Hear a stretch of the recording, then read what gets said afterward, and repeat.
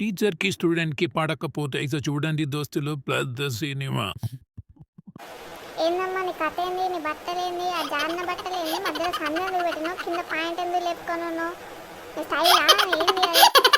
Yes, madam. It's kind of style.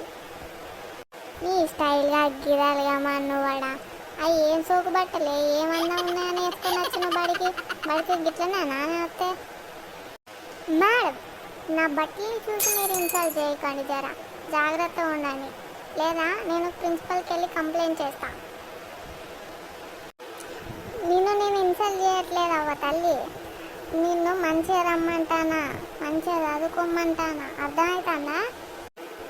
I know that మీరు వచ్చి పాఠాలు చెప్పి దొబ్బేస్తే మేము చదువుకుంటాం, అర్థమైందా? చిచ్చి ఎంత పొగురు నీకు, టీచర్ నన్ను చూడకుండా తిడుతున్నావా నన్ను? ఇలాంటి వాళ్ళని పట్టించుకోవాల్సిన అవసరం కూడా లేదు. చిచ్చి ఎవరు పట్టించుకోమన్నారని మేము నా క్లాస్లో ఇలాంటి వాళ్ళని ఉన్నారని అంటేనే అసహ్యంగా ఉంది. వెళ్ళమ్మా దొరసాని, వెళ్ళి నీ సీట్లో కూర్చోపో. Thanks. I don't involve in my situations or anything. పోమ్మా పో, టైం వేస్ట్ చేయకు, నా మెదడు ఫస్ట్ వెళ్ళిపో.